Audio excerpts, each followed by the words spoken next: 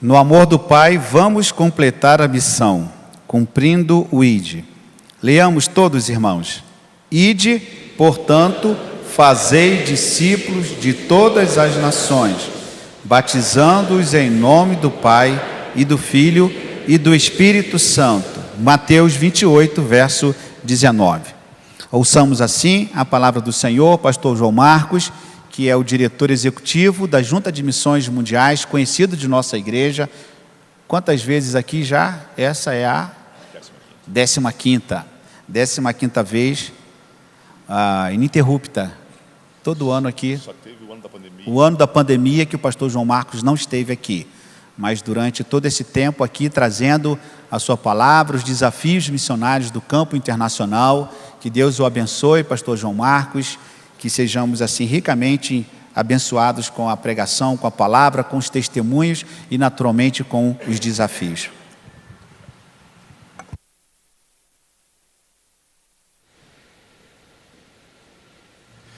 Eu agradeço a Deus a oportunidade de mais uma vez estar aqui com os irmãos nesta querida igreja, pastoreada agora pelo meu amigo pastor Davi Pereira, pastor que eu conheço desde a época que era seminarista, né, e que trabalhamos juntos ali, né, na Juberge, na juventude, eu como executivo, ele como voluntário. Muito bom retornar a essa igreja que tem sido fiel, que tem nos abençoado tanto. Mas eu quero relembrar a vocês algumas coisas. Quero relembrar a vocês que o texto que acabamos de ler é precedido por uma afirmação. Jesus Cristo nos diz o seguinte, em Mateus capítulo 28, versículo 18. Foi-me dada toda a autoridade nos céus e na terra. Quem manda no mundo é Jesus Cristo. Ele é soberano, Ele é Senhor. Ele é Senhor sobre a história. Ele é Senhor sobre tudo o que há. Nada foge a seu domínio. Isso inclui cada um de nós. Quando ele afirma, toda autoridade me foi dada, ele está nos dizendo que precisamos obedecê-lo, que devemos obedecê-lo porque ele é autoridade sobre nós. Então ele diz, toda autoridade me foi dada. Portanto, vão e façam discípulos em todas as nações. Missões não é uma opção. Missões não é algo que eu faço simplesmente porque eu decidi fazer. Missões é resultado da minha submissão à vontade de Deus. Uma palavra forte, submissão. Mas a submissão não é aquilo que estamos acostumados a pensar quando alguém é obrigado a fazer algo. Não. Submissão é a ideia de que eu estou junto com a pessoa. Eu estou junto com Deus neste processo. Eu me submeto à missão porque ela é melhor para mim. Eu escolho. Eu escolho. Quando eu escolho a Deus, eu escolho todo o pacote completo. Por quê? Porque eu entendo que o seu amor, o amor de Deus, é o melhor para mim e é o melhor para todos.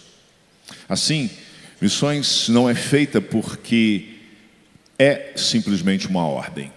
Missões é feita porque é resultado do amor de Deus no mundo e o resultado de Deus na minha vida. E eu quero que isso aconteça na vida dos outros. Como resultado disso, os batistas brasileiros iniciaram em 1907 o sonho de alcançar o mundo. Poucas igrejas, poucas pessoas em 1907. Mas um sonho gigantesco. Pessoas visionárias. Começamos pelo Chile e Portugal. Já com missionários locais. Uma característica dos batistas: respeitar a cultura local e investir na cultura local. Hoje, para a glória de Deus, nós temos missionários. Esta igreja tem 2.450 missionários em 97 países. Temos crescido rapidamente nos últimos anos. Do ano passado para cá foram mais de 250 missionários acrescentados. Nos últimos 2 anos, mais de 400. Nós temos um alvo. Nós queremos chegar a 3.000. Há 15 anos era cerca de 540. Nós queremos chegar a 3.000 no ano de 2030. Creio que vamos chegar antes do que isso. Nós temos a visão do ano de 2033. Em 2033, a igreja celebrará a sua fundação, 2.000 anos da sua fundação. Na verdade, 2.000 anos da morte e da ressurreição de Jesus Cristo. 2.000 anos da vinda do Espírito Santo sobre a igreja. Mas 2.000 anos da ordem clara: fazer discípulos em todas as nações. Mas ainda há muito a fazer. Eu quero que você assista um vídeo, o vídeo dos povos não alcançados, se for possível colocar agora. Enquanto eles vão colocando o vídeo, eu quero te explicar. A ordem foi fazer discípulos em todos os povos. Há cerca de 13.000 povos no mundo, mas há 7.000 considerados não alcançados.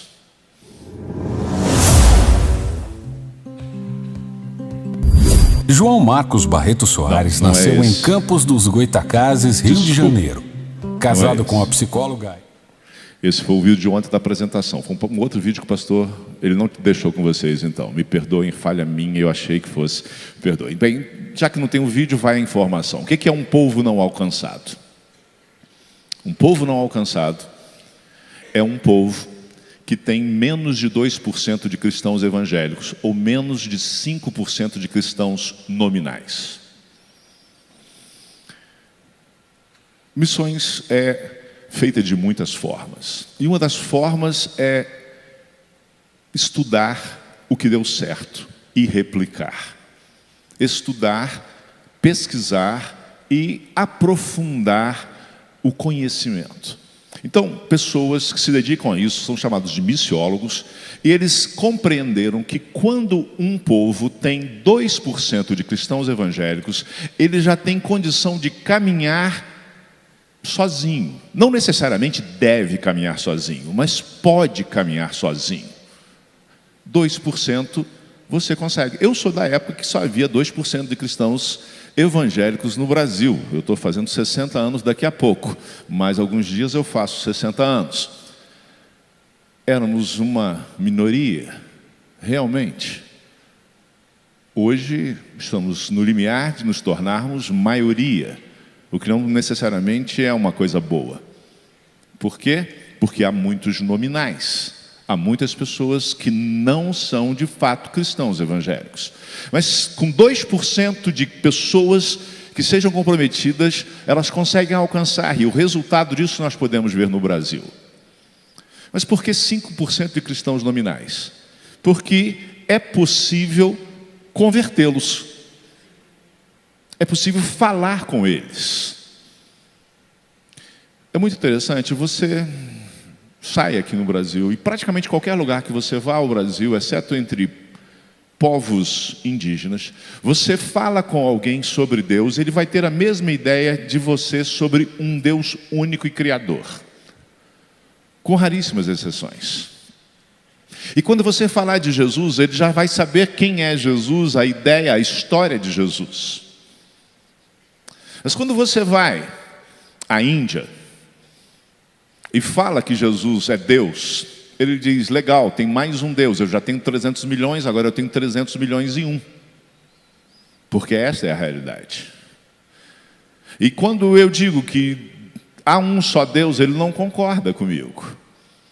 Então eu preciso trabalhar a cultura local, aquelas pessoas, para levar o evangelho até elas. Mas se ali há 5% de cristãos nominais, se eu trabalhar com eles, se eu conseguir convertê-los e mobilizá-los, então nós conseguiremos alcançar. Então um povo não alcançado é um povo que tem menos de 2% de cristãos evangélicos ou menos de 5%.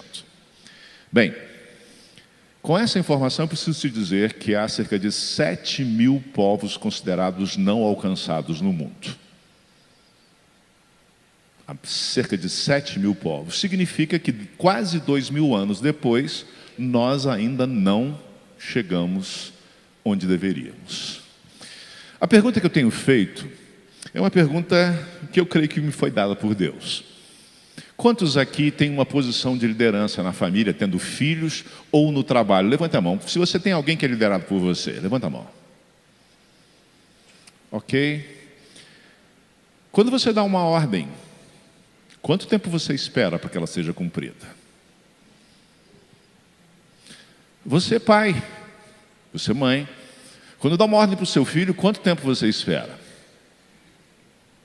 Bem, eu já sou um adulto há muito tempo, mas eu ainda me lembro da minha mãe dizendo com muita calma e paciência, como era a característica dela, eu não sei por que eu tenho que te mandar fazer isso. Você já deveria ter feito.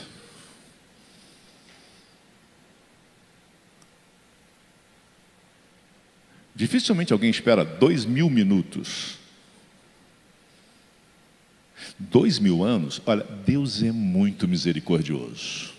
Deus é misericordioso demais. Ele está esperando.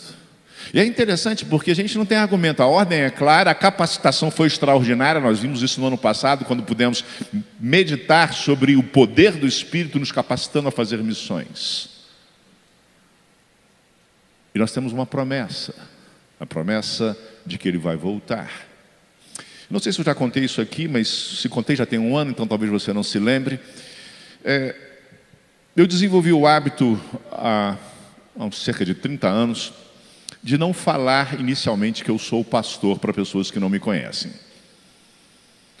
Eu viajo muito, sempre viajei muito, e eu descobri que quando eu falava que era pastor, a pessoa do meu lado dormia, fazia qualquer coisa, mas não continuava falando comigo.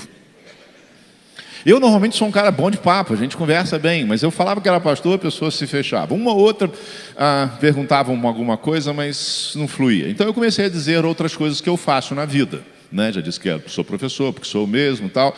E vai por aí. Teve uma época, pastor, que eu disse que eu era um spiritual coach. Eu treinava o espírito das pessoas.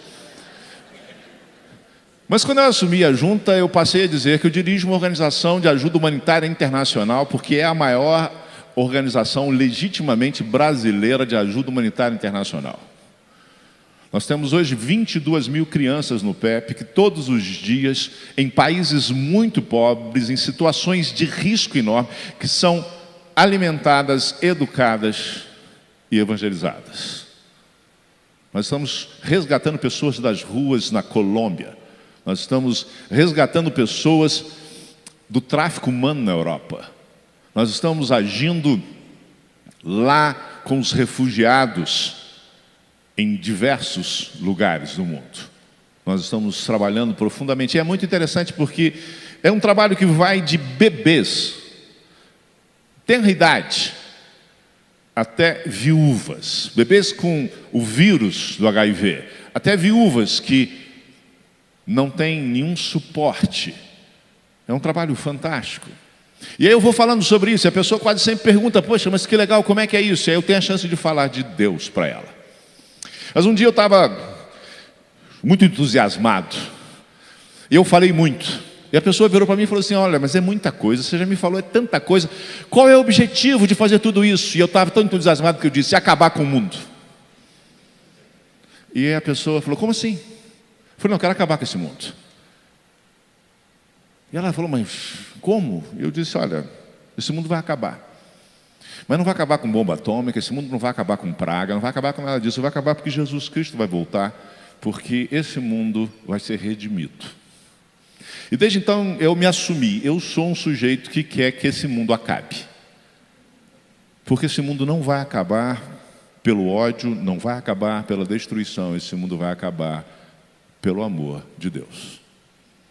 O que acaba com esse mundo injusto, o que acaba com esse mundo iníquo, é o amor de Deus.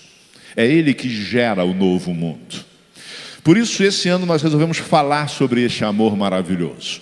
E tivemos a coragem de usar como texto o texto mais conhecido do Evangelho. O texto que é um resumo perfeito, é o extrato claro do Evangelho, João 3,16, que dificilmente alguém prega nele nos últimos tempos, que é um erro nosso. Então eu quero convidar você a falar bem alto, mais uma vez, a nossa divisa. João 3,16. Vamos lá? Porque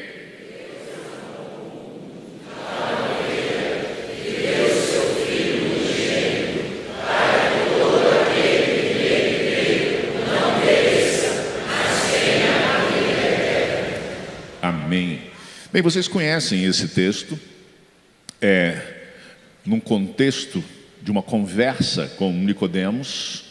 Nicodemos, um homem culto, Nicodemos, um homem rico, procura Jesus de noite. Tem pessoas que dizem que ele procura de noite porque ele tinha vergonha de se encontrar com Jesus publicamente. A Bíblia não diz isso. Eu acho que ele procura Jesus de noite porque é o horário que ele pode, é o horário que os seus negócios permitem, mas isso não tem tanta importância. A importância é que naquela conversa nós fomos abençoados. Você imagina, mais de 2000 anos, ou cerca de 2000 anos depois, nós ainda estamos tratando da conversa de Jesus com Nicodemos.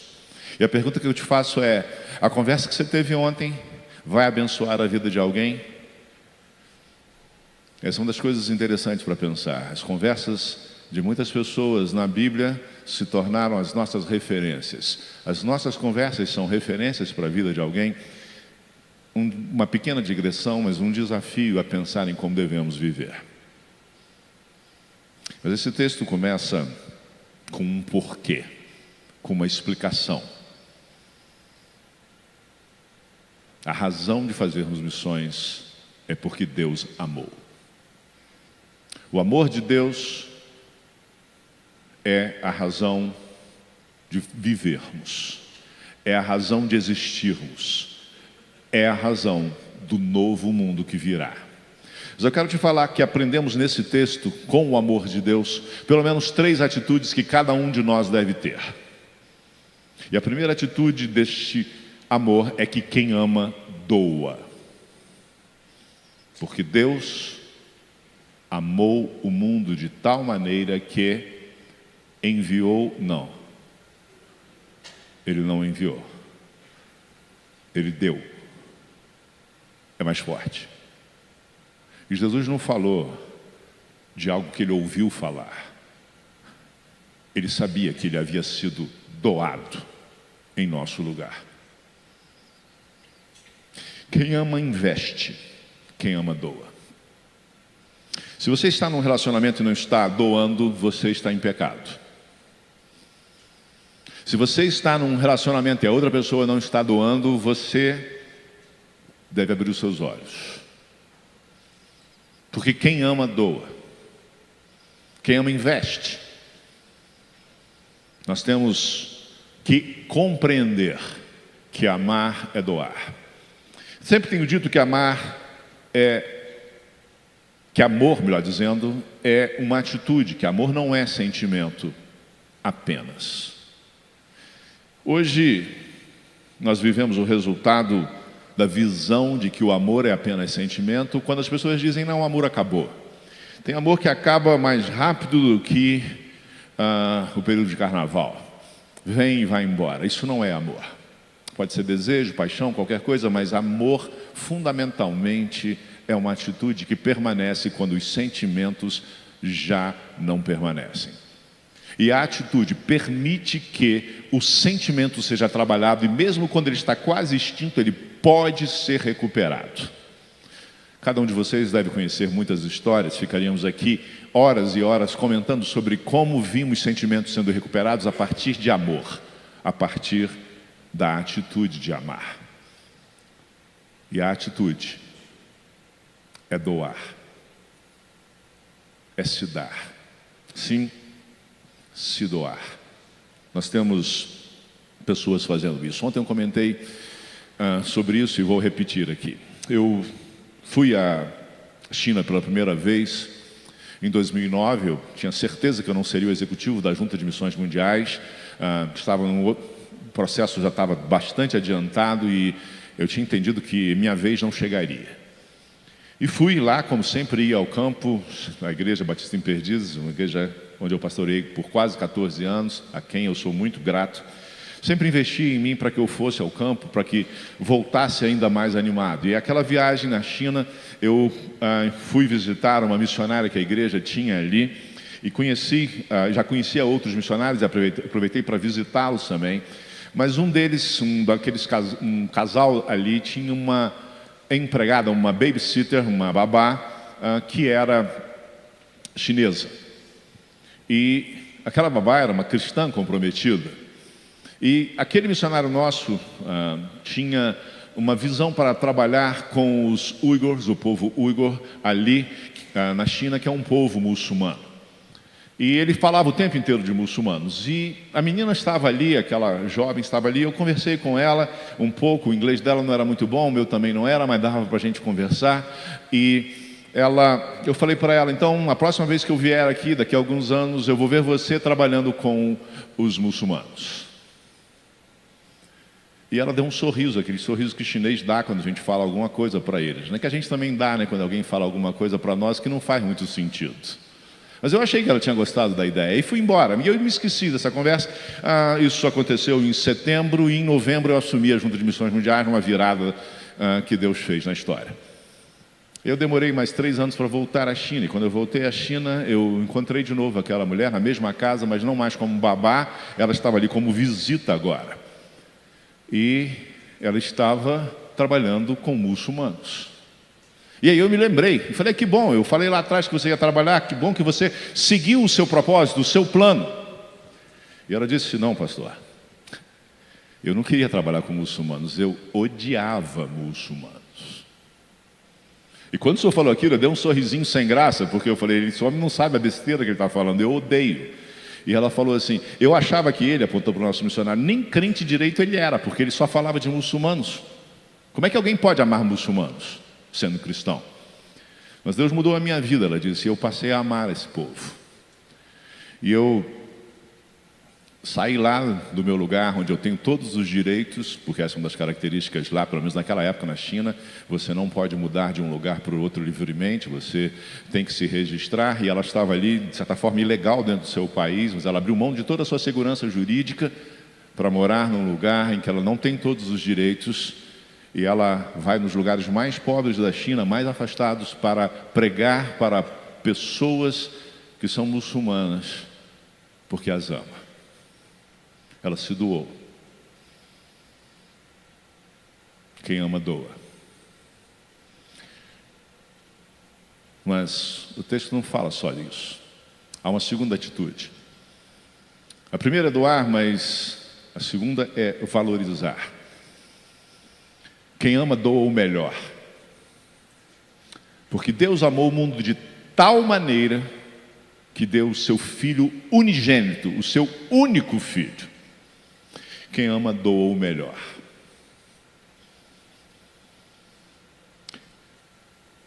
Quem ama, não mede esforços.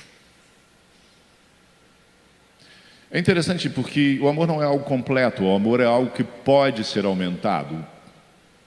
O apóstolo Paulo, na sua carta aos Filipenses, ele disse, a minha oração é que o amor de vocês aumente cada vez mais em conhecimento e em experiência.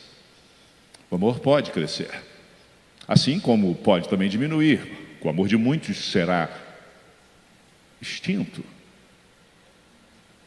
esfriará. É uma atitude, você precisa mantê-la, você precisa cuidar. E uma das formas de cuidar é priorizar, valorizar. E é muito interessante porque há uma intensidade. Deus amou de tal maneira que deu o seu único filho. A intensidade do seu amor vai se refletir na sua doação. Sim, a intensidade do seu amor vai refletir na qualidade da sua doação. E você pode inverter. Você pode dizer que a qualidade do seu amor vai se refletir na intensidade da sua doação. Quem ama doa o melhor. Nós temos várias pessoas que doam mensalmente para missões, o chamado PAM, Programa de Adoção Missionária. São pessoas que não dão muito, porque não tem muito para doar, mas que se comprometeram. E entre essas pessoas há uma mulher, lá no estado do Amapá. Ela tem um pequeno terreno. Ela tira o seu sustento de uma cultura de açaí. E ela, sem que ninguém explicasse para ela que quem ama doa o melhor, ela entendeu e ela escolheu o melhor pé de açaí do seu terreno. E ela levou um dos nossos missionários e disse: olha, esse é o melhor pé e esse pé aqui, tudo que eu colho nele vai para missões.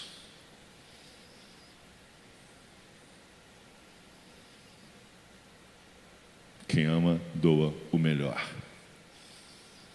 Eu aprendi com o pastor Galvão, nosso missionário, em 3 continentes diferentes, que para fazer uma doação, antes eu preciso perguntar para Deus, porque o dinheiro na verdade é dele, todo o meu recurso é dele.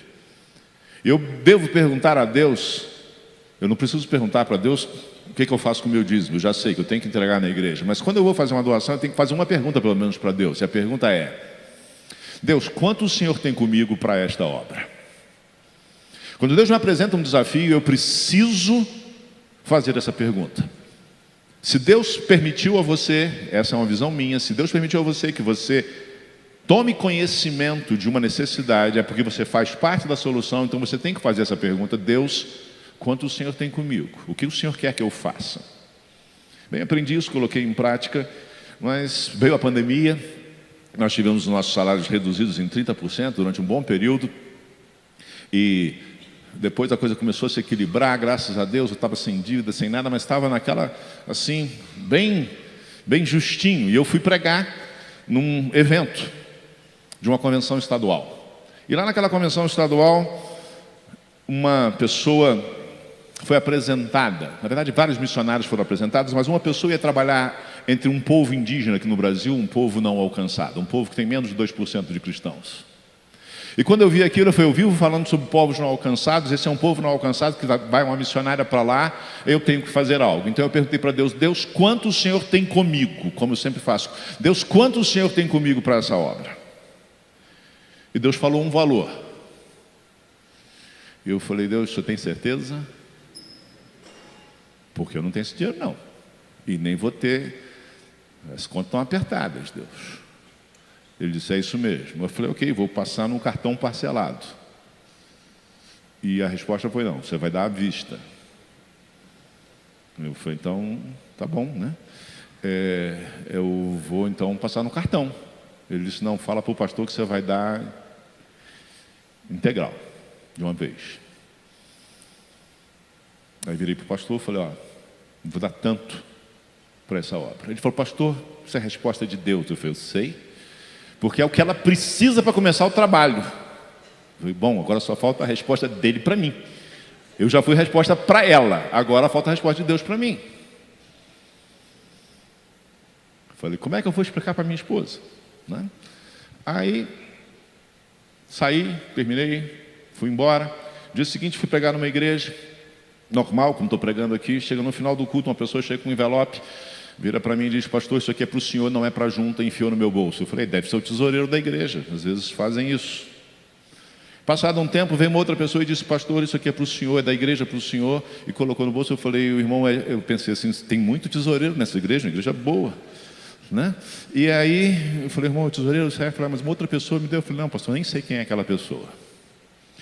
Bem, eu cheguei no hotel, abri, contei o valor, abri minha carteira.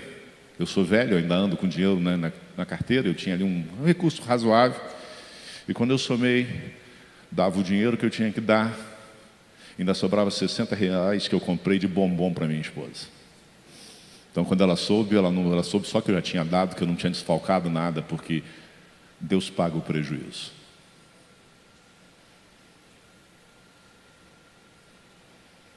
Primeiro a gente pergunta, depois a gente obedece e depois a gente é honrado. Quem ama doa o melhor. Mas o texto não para aí. O texto continua dizendo: porque Deus amou o mundo de tal maneira que deu o seu único Filho para que todo aquele que nele crer não pereça, mas tenha a vida eterna. Quem ama doa o melhor para que o outro tenha o melhor. Quem ama objetiva que o outro tenha o melhor. Nós, quando amamos alguém, nós queremos o melhor para outra pessoa. E Deus quis o melhor para nós, porque o que nós merecíamos era a morte eterna. Mas o texto é muito claro, isso não vai acontecer conosco, nós não vamos perecer. Porque a misericórdia de Deus se manifestou na cruz de forma plena, de forma perfeita.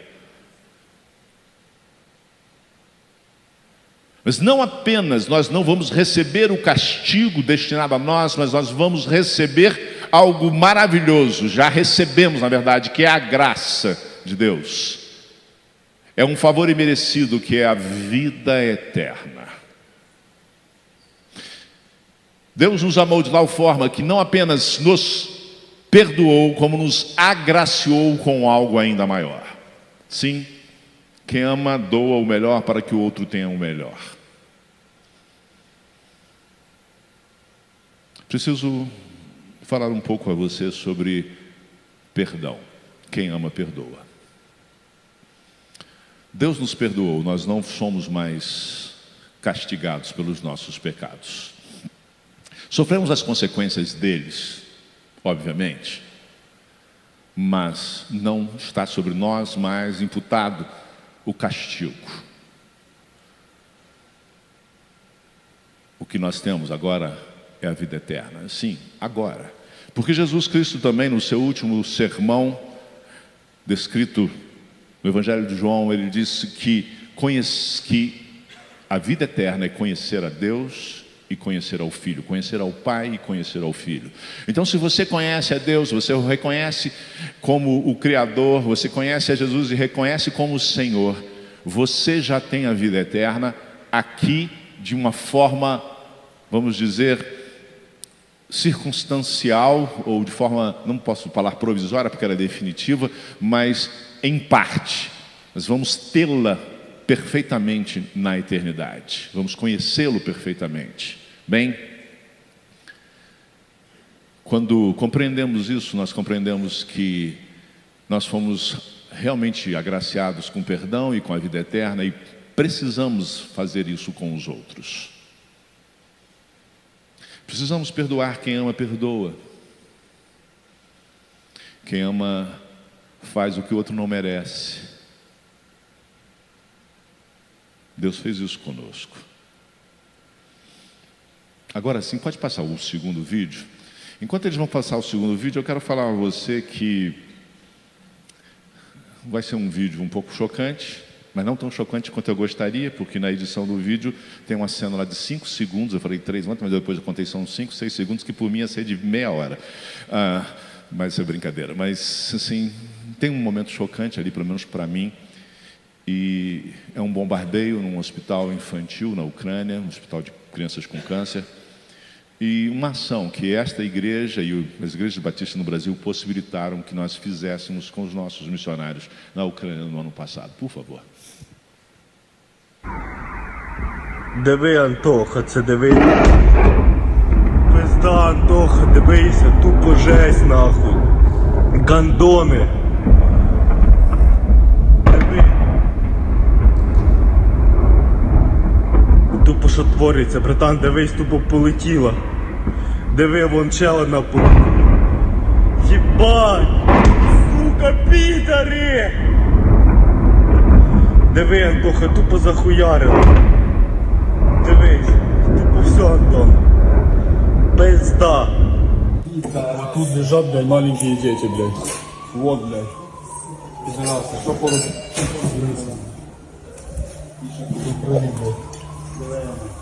Блядь, тут все лежали маленькие дети, все, блядь. Смотри, блядь.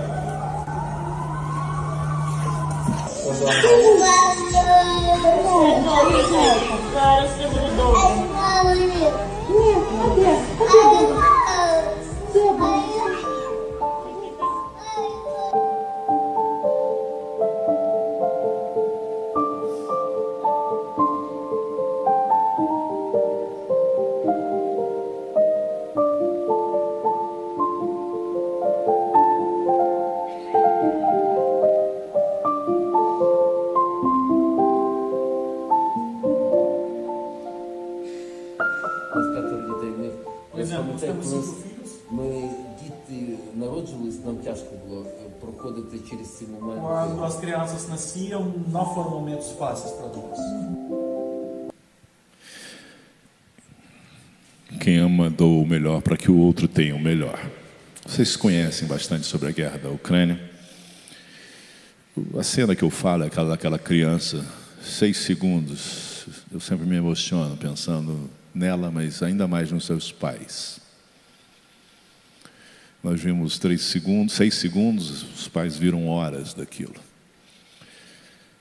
A crueldade faz parte, infelizmente, das consequências do pecado. E o mundo está cheio da iniquidade, da crueldade. Mas nós estamos agindo na Ucrânia desde antes da guerra, e quando a guerra estourou, nós entramos na Ucrânia rapidamente, menos de uma semana a gente já estava agindo lá dentro. Compramos uma van, entramos, levamos alimentos, levamos pessoas, tiramos pessoas das áreas de guerra. Um trabalho fantástico que foi feito, que continua sendo feito. Nós mandamos lá o melhor grupo que a gente puder mandar de profissionais para trabalhar com pessoas que estão vivendo situações extremas, como os nossos missionários. Nós conseguimos tirá-los dos seus lugares, colocá-los num hotel, fora da cidade, e conseguimos cuidar deles ali por 3 dias, não, 4 dias. Foi uma experiência marcante para todos nós que fomos. Mas para eles foi bálsamo. Foi transformador. Nós demos o melhor que podíamos. Mas eu queria falar a você sobre uma experiência com um dos nossos missionários. Assim que estourou a guerra, eu me planejei para ir, e quando foi possível eu fui, ali no ano de 2022, e eu cheguei na Ucrânia no domingo de Páscoa. Cheguei por volta das 3 horas da manhã e praticamente fui direto pregar no culto da ressurreição. A Páscoa na Ucrânia é uma data importantíssima. Pra você ter uma ideia, os restaurantes fecham na hora do almoço porque as famílias fazem uma refeição juntas.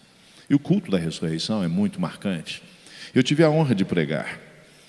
Eu preguei no texto em que Jesus aparece aos seus discípulos, estando eles fechados em um local. E Jesus irrompe no meio deles e declara a paz: paz seja convosco. E todos ficam felizes, mas Tomé não estava ali e por isso não acreditou. E é isso que acontece quando você deixa de ir ao culto. Quando Tomé aparece, está de novo, Jesus aparece a eles de novo e de novo ele declara paz. E a paz só é possível porque Jesus Cristo ressuscitou, e o meu sermão foi sobre isso. O tema do sermão foi: porque Cristo ressuscitou, tudo mudou. Pode haver paz. Aí eu fiz 3 pontos ali. Mas tinha um 4º ponto que eu confesso que eu fiquei na crise se falava ou não. E o sermão ainda está no YouTube. Eu falava em português, era traduzido pelo Anatoly. E quando eu falei, entendi que devia falar mesmo, né? O Anatoly dá uma rateada lá na hora, mas fala. Traduz para o ucraniano, porque eu falei: porque Jesus ressuscitou, tudo mudou e nós podemos perdoar. Vocês vão ter que perdoar os russos. A guerra estava pegando no início ainda. Eu pensei, bem, vou virar mártir, né? Primeiro brasileiro morto aí nessa guerra. Graças a Deus isso não aconteceu, mas foi um choque para aquelas pessoas. Várias vieram falar comigo depois, agradecer a mensagem, mas disseram: olha, aquela parte ali foi difícil. Mas o nosso missionário, que me traduziu, ele não sabia que eu ia falar sobre isso, ele falou: pastor, eu não sei se eu consigo. Mas passaram-se uns 2, 3 meses, ele me ligou, aliás, me mandou um áudio dizendo: pastor, eu fui desafiado e eu fui à prisão onde estão os prisioneiros de guerra russos, soldados russos que foram aprisionados pelos ucranianos. E eu fui pregar para eles. E 26 deles se converteram. Eu disse: você os perdoou? Ele disse: não, pastor, eu não perdoei. Eu falei: você perdoou. Você ainda não tem o sentimento do perdão dentro de você. Mas perdão também é uma atitude. Perdão também começa com ações.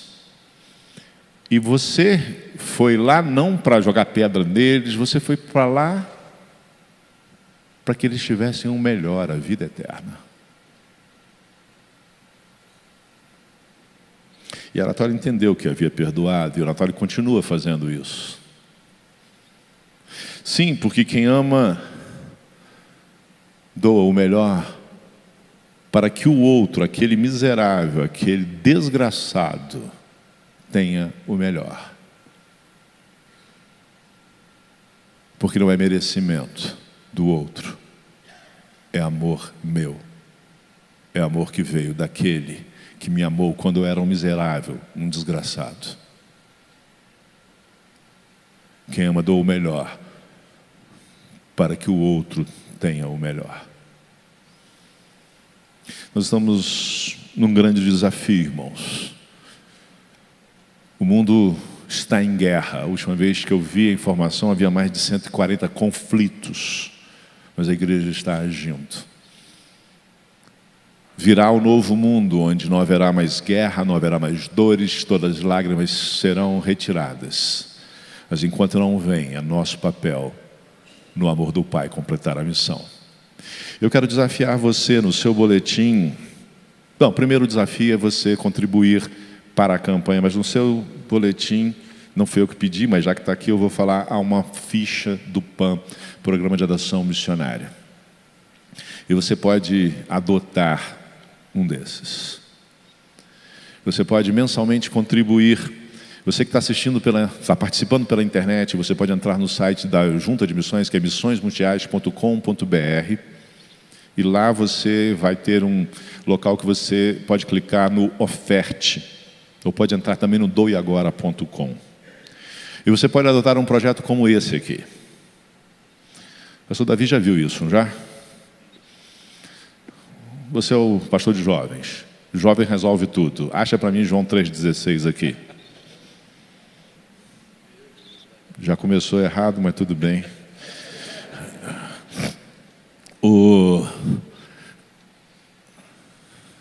Essa é uma Bíblia em farsi. Na verdade, um Novo Testamento em farsi, língua dos iranianos. Todo ano a gente coloca milhares de Bíblias dentro do Irã. Com $10 você coloca uma Bíblia dentro do Irã, já pagando o contrabandista, para deixar bem claro, porque é contrabando. Quem é pego com isso aqui vai para a cadeia direto. Mas as pessoas não se importam, porque amam. Você pode adotar uma criança também com $10 na Venezuela. Ela recebe todos os dias alimentação, educação, e ainda recebe um suplemento chamado fé, farinha enriquecida. Através disso, nós temos mais de 2.000 pessoas na Venezuela sendo alimentadas com os nutrientes adequados.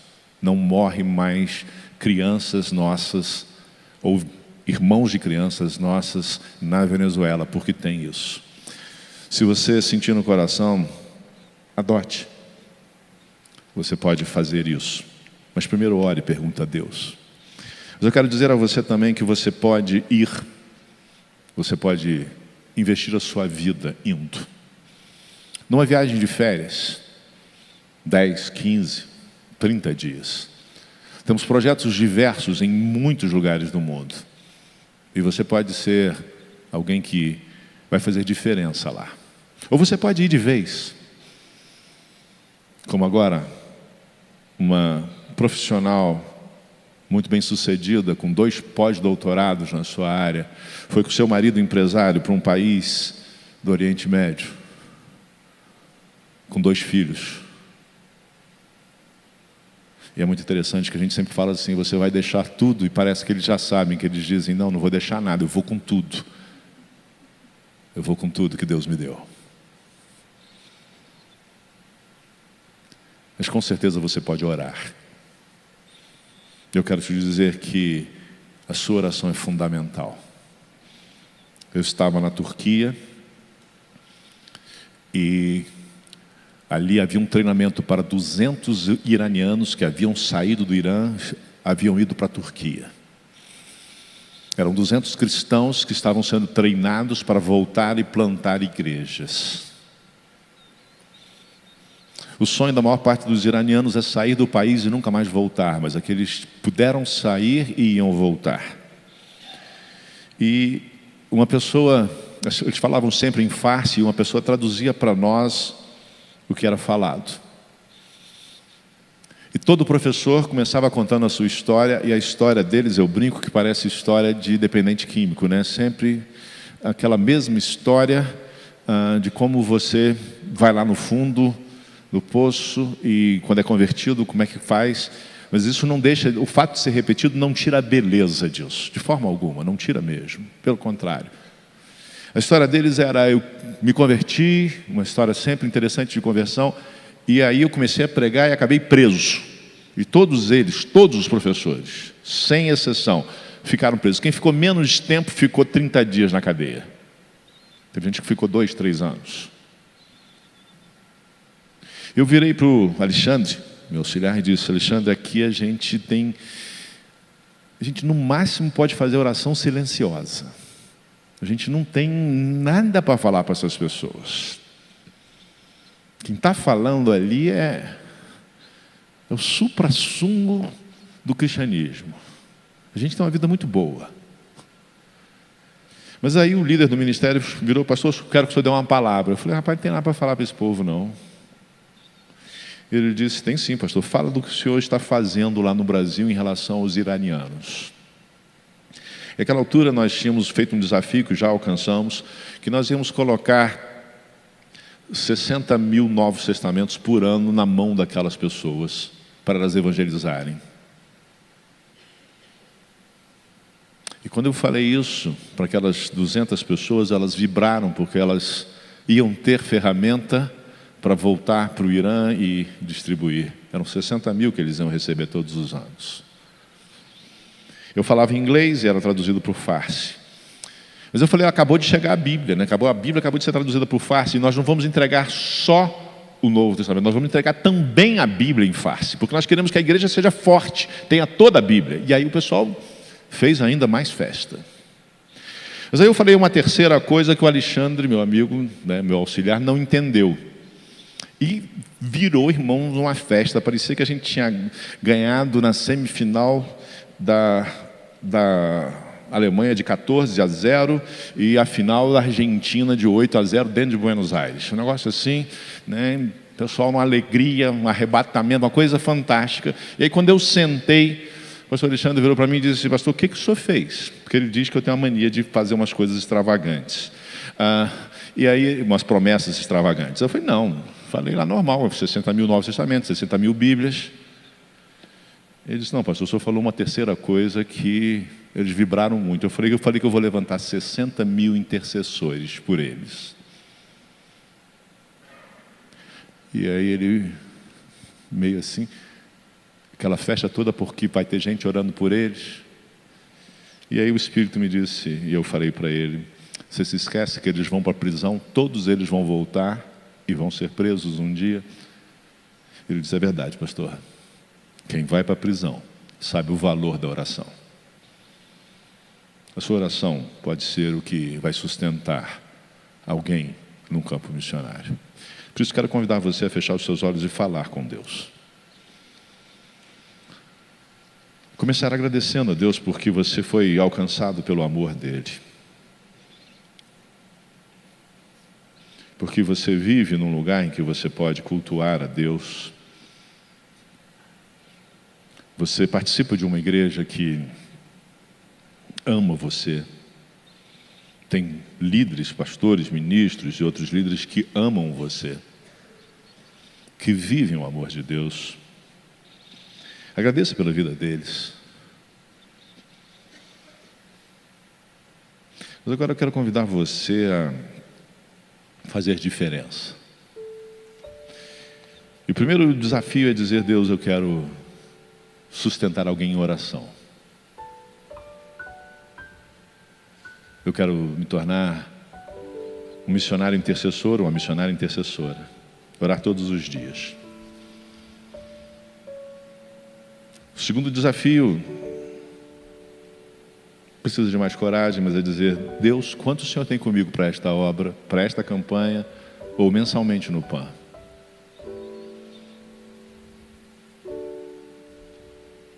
Terceiro desafio, ainda mais forte, é perguntar: Deus, onde o Senhor me quer?